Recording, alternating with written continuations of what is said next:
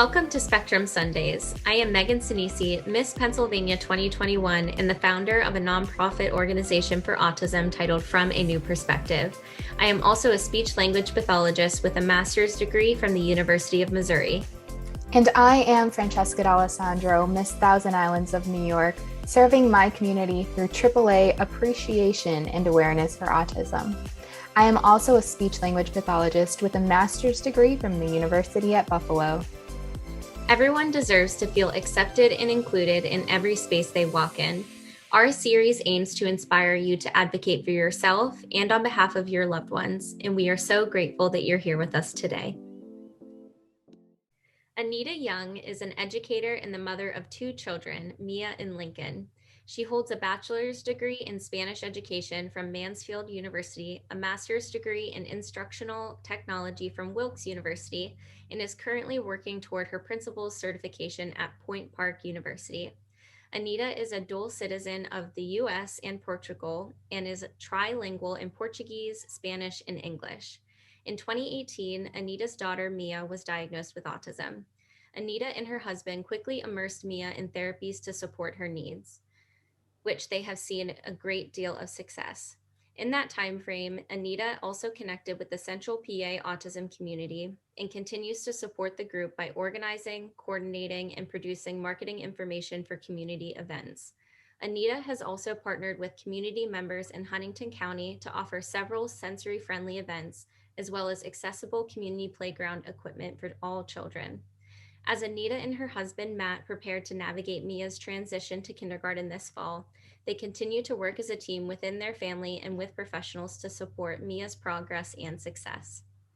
So Anita, thank you so much for being with us today. We were so excited that you agreed to come on to Spectrum Sundays. You have a very unique background, and we're really excited to get to know more about you and your family.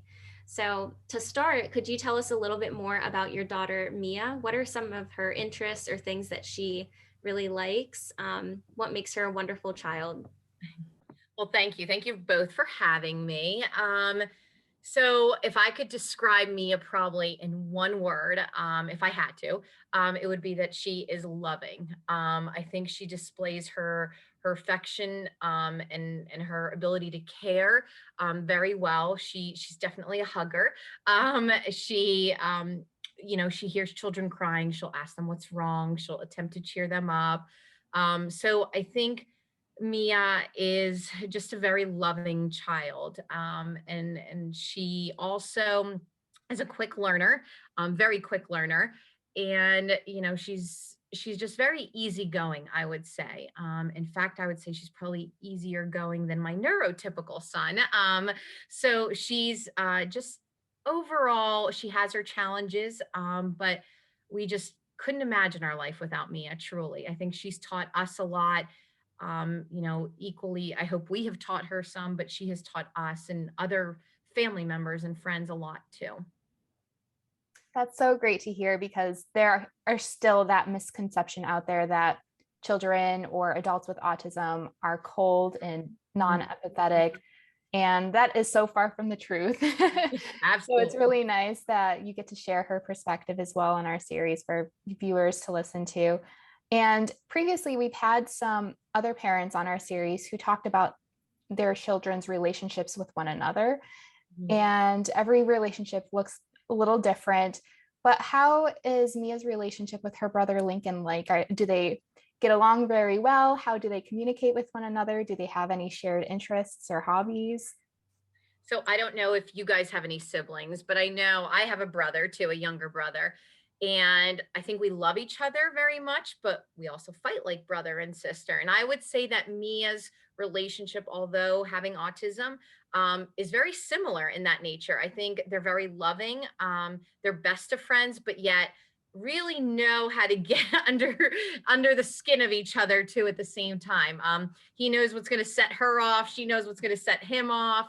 But yet you find yourself, we go out for family walks and they're all of a sudden you look up and they're holding hands, so there's definitely love there. And I find that Lincoln is 4 years old and he doesn't see autism, right? Like where adults we see, oh, there's a difference there. Maybe she, she's autistic, or there's something there. Lincoln doesn't see that. Lincoln doesn't know any different. At least not yet, right? Like, he's 4, he's very innocent. He sees Sissy's differences as they're just differences.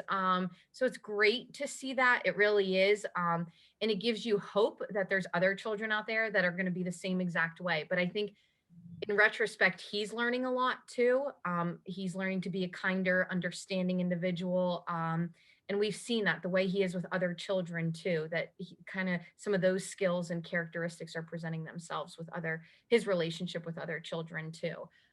He's pretty much open to playing and doing, hanging out with anyone. So he's definitely the social butterfly. And I partially wonder, because she didn't communicate very well, he took on that role, but it is certainly a very loving relationship. And I do hope that forever he'll be her best friend, or they'll be best friends, and he'll take care of his sissy. That's all we hope.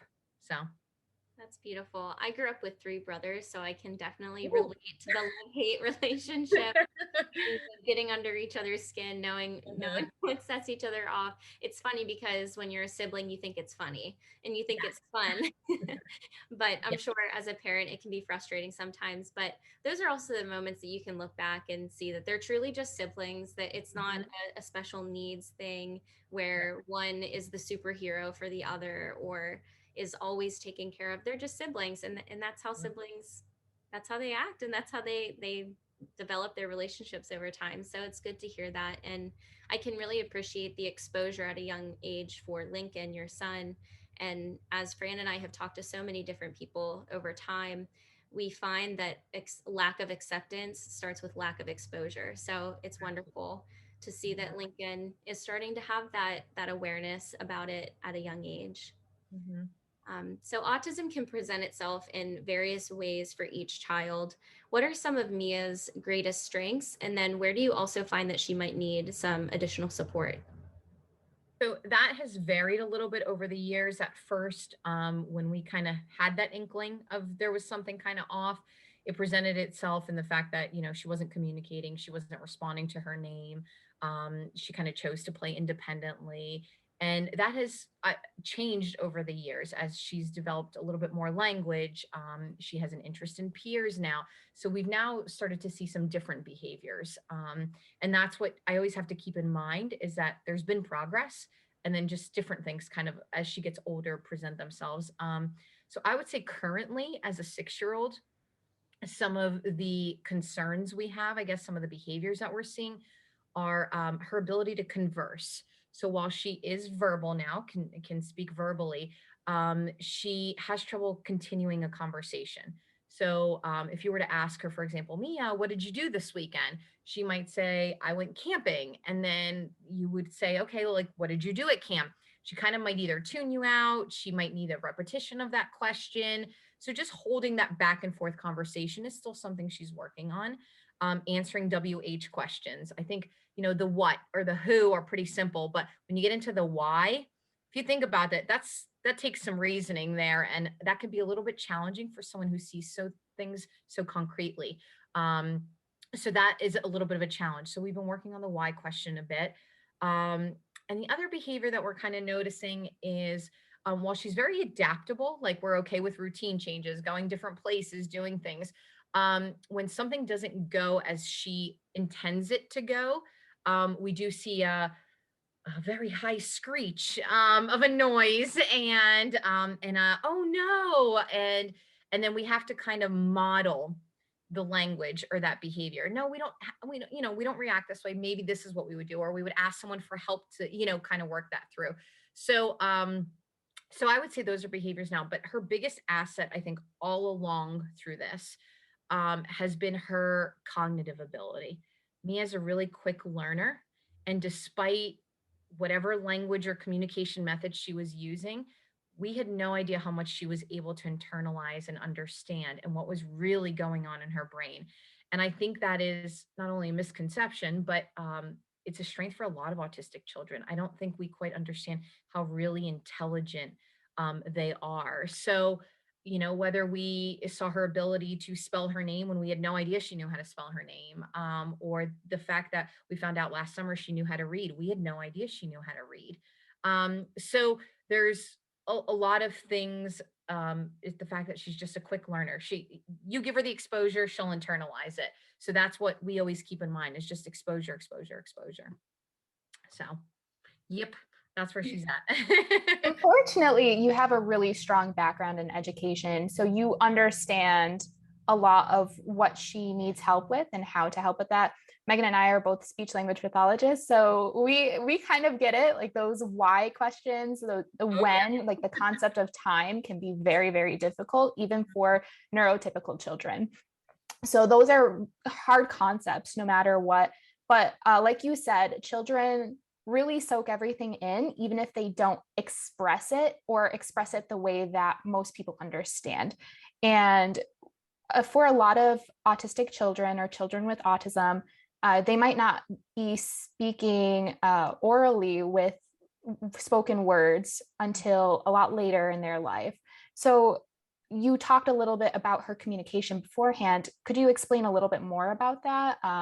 Was she just pointing a lot to things? Was she having meltdowns? And did you have any interventions or therapy services that really helped provide the accommodations she needed to help her speak orally?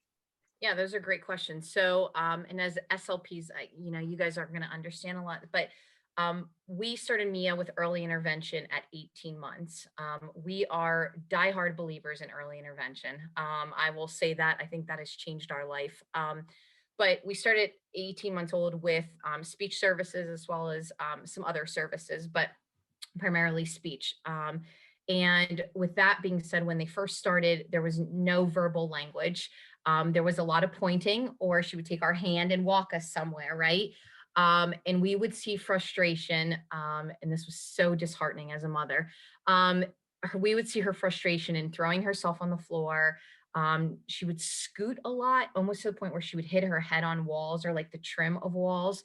And literally all I could do was cry, like, oh, what do I do? Like, I don't know what she wants. I even have a video, and I might get a little teary here, but I have a video that I have saved on my phone that I've literally not showed anyone but my husband, of in the car once with Mia. She started screaming and I had no idea why, what she wanted, what she was trying to communicate to me. And as a mom, I couldn't get out of the car. Like I thought, I can't take her outside. Like, I don't know who's watching, like who's going to judge me. Like I thought, how bad of am I as a parent that I don't know what my own daughter's communicating to me. So I have this video that I sent to my husband. He wasn't in the car, and she's just literally screaming. She's not hurting herself, but just frustration. You can tell it was a frustrating cry.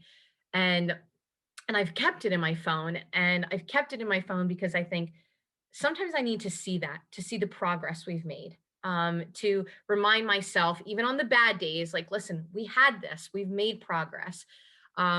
So with that being said, we went through that quite a bit, quite a bit. We did PECs, her SLPs with early intervention. We did some PECs. We had some pictures, some Velcro. She would pull them off, hand them off to us. We did a lot of strategies, and obviously you guys would know because you probably share these with families, but even like holding the toy up to your face so she makes eye contact before you kind of give it off, so she learns eye contact. Sounds, animal sound, like we did a lot of that to try to doing the 1, 2 and waiting for her to give us a sound. So then we do, what she'd asked. And then when she turned 3, went to preschool, early intervention classroom, she still had no language. So they suggested to us an AAC device, assistive communication. I work in technology with educational technology, and I was a little skeptical. I'm not going to lie. I think my husband and I were both worried that she would have a dependence on it and she would never try to verbally speak. So we've had a wonderful, wonderful team. I must say, the therapists we've worked with, the teachers we've worked with, and they came to us and they're like, you believe in the power of research. So they said, here's some research on what communication devices can do. And essentially we fell right into that research where Mia, through the Variety charity, we were able to get her own communication device. within a few months. We used, Lamp Words for Life was the program that was on there. And she picked it up like that. Like I was totally floored. And within a few months, she was personalizing. She knew how to personalize it. She'd ask me to take a picture. She would put it in where she wanted to. She would learn how to spell things. And then one day we saw her spell out her name unprompted. And I was like, oh, she knows how to spell her name. We had no idea. And I'm like, I am a believer. I want this thing forever. And then it became we would read a story. I would ask questions. She would respond. So she was getting that Q&A a little bit. So from there, she had the assistive communication device for probably about 6 months, and she started speaking words. And dada was the first word. But gradually language started. And although she wanted the AAC device, which we were all for, she'd still take it everywhere. We took it everywhere with us. It'd be amazing how many people you can educate with an AAC device when you're walking that around. People don't know what it is. Even family members, they were like, what is that? Or she would ask to take a picture of them to put it in there. So she could label who that person was. So we did AAC for probably about a year, and that totally bridged the communication. And she has now been not using her device for probably about a year and a half. She has enough verbal language where she doesn't feel the need to use the communication device. So I would, look, your SLPs are awesome. I'll tell you that right now. They will give you the best advice. They will give you the resources, which we are truly appreciative for the SLPs in our life. That's amazing. The SLP in me is just so happy to hear the transition ideas that you've had over time and the mindset shift. I, as a graduate student, had a similar experience with a parent. We were suggesting the introduction of an AAC device, a speech generating device. And they were a little skeptical too, because they wanted to see their child have verbal language at some point. And they feared that it might just be all the device for the rest of their life. And it gave me an opportunity to research into it too, and to see, okay, is this really a locked in thing that they'll only have to use their device for the rest of their life? So the research does say that it is a bridge for communication. And something that I learned through the process too is that typically people, the easiest way to communicate is by words. So once you can unlock that power and unlock that skill, then most likely they're going to use that as a first resource rather than a device. And once you do see a device, it can be challenging to navigate. So it's wonderful to hear that Mia picked up on it so quickly. But it does take a few steps to something to get the words out. So I'm so glad that you shared your story, and hopefully that encourages any parents listening to give it a shot and see if it works for them. Absolutely. And if not, then there are other means for communication too. I have so many follow-up questions from the little blurb that you shared with us. Well, before I go into the behavior aspect that you described, I wanted to ask if in the home you speak different languages or if you just stick with English with Mia. That's a great question. So with Mia, we stuck with English. So my husband does not speak Spanish or Portuguese, and we went back and forth. I did want to speak to her, but my husband and I sat down, had the conversation. He said, hey, she's not really speaking English yet. Do you mind if we hold off? And I was totally okay with it. I said, yeah, let's hold off. And actually, as she started to become more verbal, and actually with the pandemic last year, I was working from home, obviously the typical situation, right? Kids are home, all that stuff. So she really liked an app called Noggin, which is like the Nick Jr. learning app. And there are Spanish songs on there. There's like a little show, it's called Canticos, that does Spanish songs. And for whatever reason, she found it engaging. I don't know if it was the songs, I don't know if it was the animation, what it was. And about a couple weeks afterwards, she started singing to me in Spanish. And I was like, wait a second. I said, you are ready for exposure. And there was a developmental pediatrician that we had met that had spoken to, and she did tell us like, hey, it's okay to talk to her in other languages, which I think we needed to hear that. But I don't think we were ready personally to take that journey yet. So after this happened, that she was speaking Spanish and picked up on it just with a little bit of exposure, I said, that's it, game on. I can expose her. So she does know some words, and now I speak Spanish and Portuguese. She is around her maternal grandparents, my parents, who do speak a lot of Portuguese.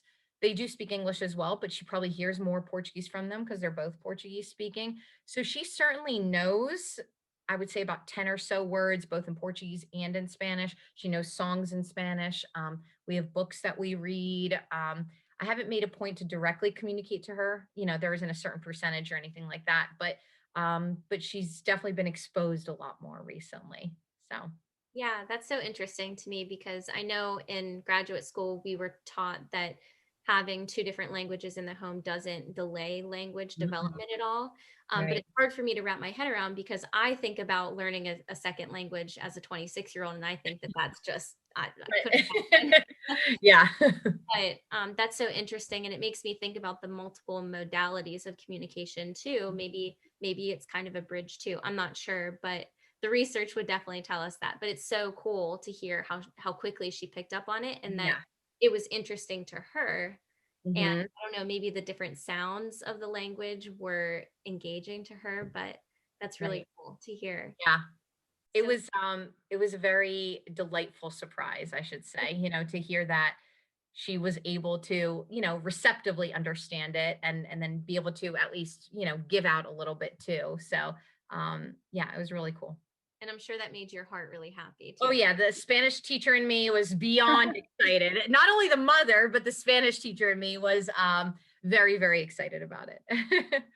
Well, I'd love to go back to some of the stories you shared about behavior. So, Mhm. again, behavior is a form of communication. So, you experienced that as a parent. You knew that she was trying to communicate something when she was screaming in the car. You just didn't know what it was or an understanding of how to help her meet her needs. So, could you share about any behaviors that she might still demonstrate now that she does have some verbal language? And then any tips for parents or professionals for how they can respond to those behaviors effectively or appropriately?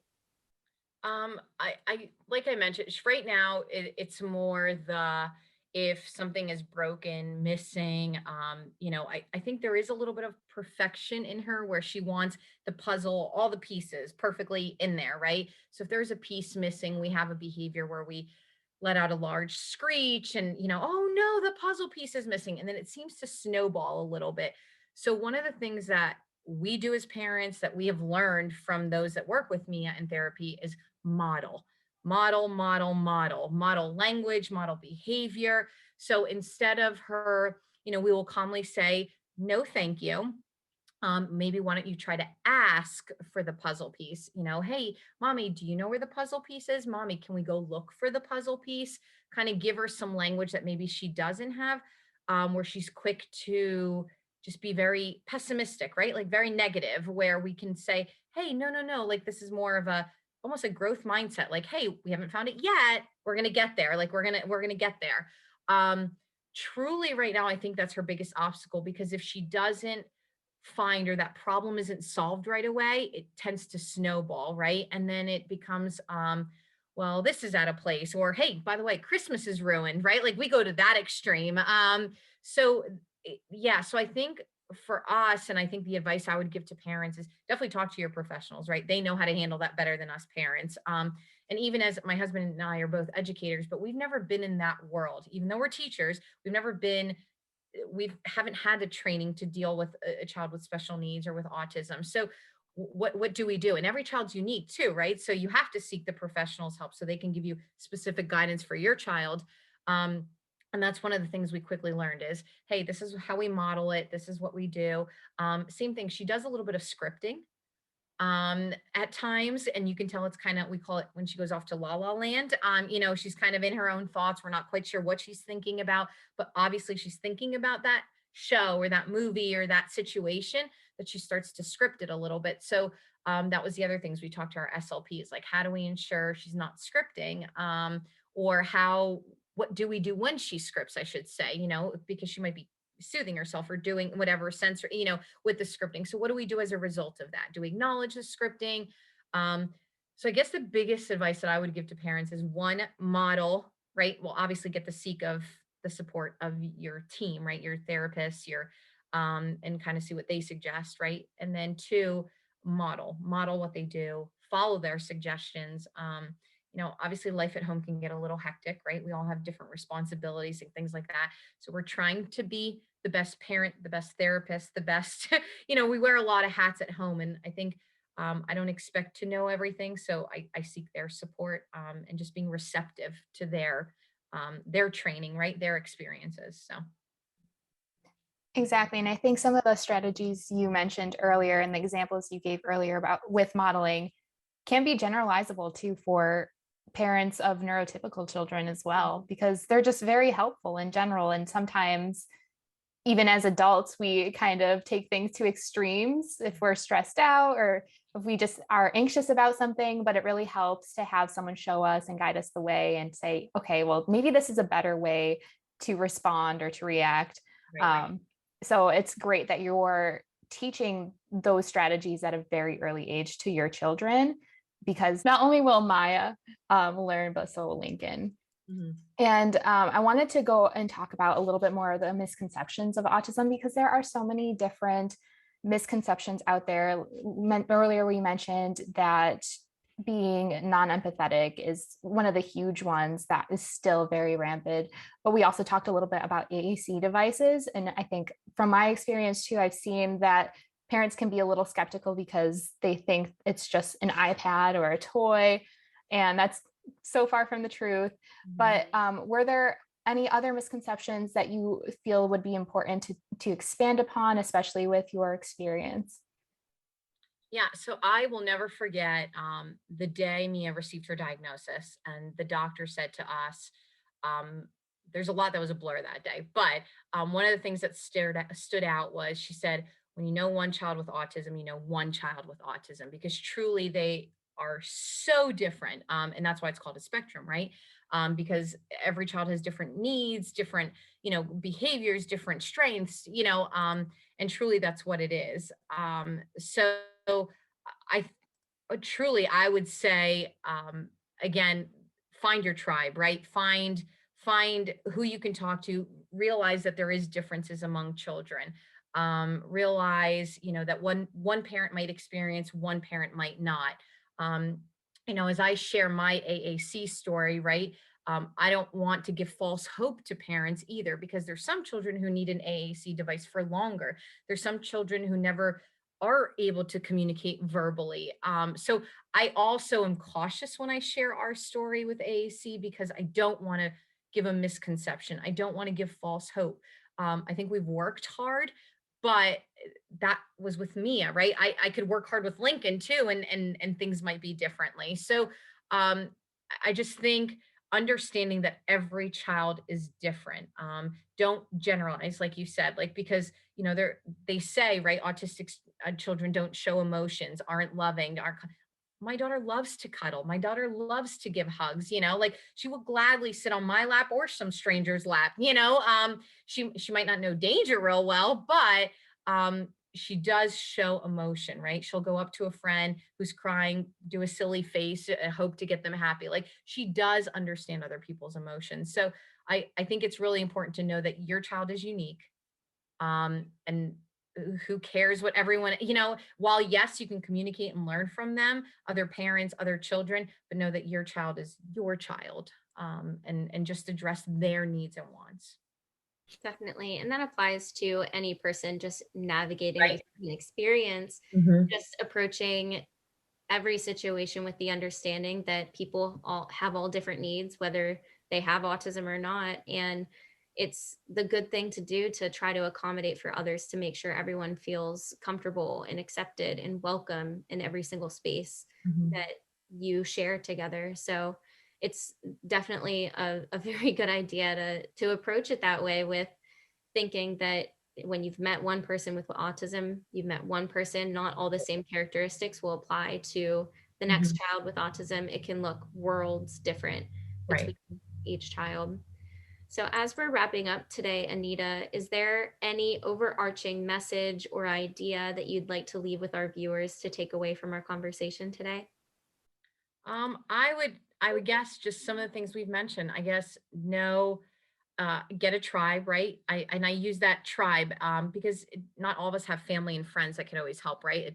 But your village is much bigger when you have a child with special needs. It's your therapist, it's your early intervention teachers, it's pretty much anyone your child comes in contact with. So for me, my tribe when Mia was diagnosed was the Central PA Autism Society, or our community, I guess now, became my tribe too. That became part of my tribe. Some of those fellow moms and getting to know them and their families. And so definitely get yourself a tribe, get yourself a support system, get someone you can talk to. I think that's really important as you kind of ride the ups and downs. Knowing definitely that every child is different, like you said, Megan. And lastly, I would always recommend, if able, exposure, exposure, exposure. You're going to feel uncomfortable in situations. It's not going to be a comfortable setting if your child has a meltdown in the middle of the public. But there's things that you don't realize that they're learning from that, or that they're getting to experience. So sometimes the uncomfortableness of a parent, I can put aside for the growth of my child. And that's what I try to kind of remember when I'm kind of hesitant about taking her somewhere or doing something new. I just say, Anita, this is going to be valuable to her. You can overcome this. This is going to be valuable to her. So just keep that in mind. If you're able to give your child that exposure, take that trip to the park, go to the supermarket, go to on vacation, right? Go to the beach, and give that stuff a try, even if it feels uncomfortable a little bit in your own skin. Exactly. And not only does it give exposure to your child who might have autism, but other children who may have never had the opportunity to witness something like that, opens their mind to be a little bit more accepting the next time that they see it, the next time. And then when they're young adults working and sharing the space with people who might navigate the world differently than them. Absolutely. Well, thank you so much for being here with us today. Just hearing your stories, they were first very powerful, but also just a testament to your selfless love and devotion to your children. And for our viewers who would like to support your efforts and check out more about you, what are some of the events that you have planned and upcoming? Sure. So, on behalf of the Central PA Autism Community, we have a few events coming up. We have some sensory pool events There's one in Huntingdon County next weekend. There's a sensory splash park here a little bit later in the Altoona area. There's also a sensory movie in Huntingdon this month. And then I've been also working locally with the Huntingdon County Library. They hold every month a sensory library event on a Sunday. So if people are interested, they could always, and most importantly, I can't forget the autism walk. That's a big one, in August. So any family who just is any way involved with autism, whether wants to support it, whether has a family member, whether just wants to contribute to the efforts for acceptance and understanding, pretty much we welcome anyone to attend in August. So they can check out any of our Facebook groups, our website. Glad to share that. But yeah, we have a lot of fun stuff coming up. That's great to hear. And for anyone who is listening, if you enjoyed this episode and would love to learn more about Anita's projects, you can email her directly at anitayoung0914@gmail.com. Follow her on Twitter at anitayoung914, and visit the Central Pennsylvania Autism Community website at centralpaautism.weebly.com. You can also find the World of Learning Institute website at worldoflearninginstitute.com and on Instagram at World of Learning Institute. So thank you so much, Anita, and thank you, everyone. We will see you next Sunday. Thank you for listening to Spectrum Sundays. We are your hosts, Miss Pennsylvania Megan Sinisi. And Francesca D'Alessandro, Miss Thousand Islands. Please make sure to subscribe to our series and follow us on social media to stay connected to autism professionals and self-advocates. And remember, true impact is accomplished through active listening and exploring the world through a variety of perspectives. Join us next week on Spectrum Sundays to help cultivate a community of inclusion, appreciation, and acceptance around autism.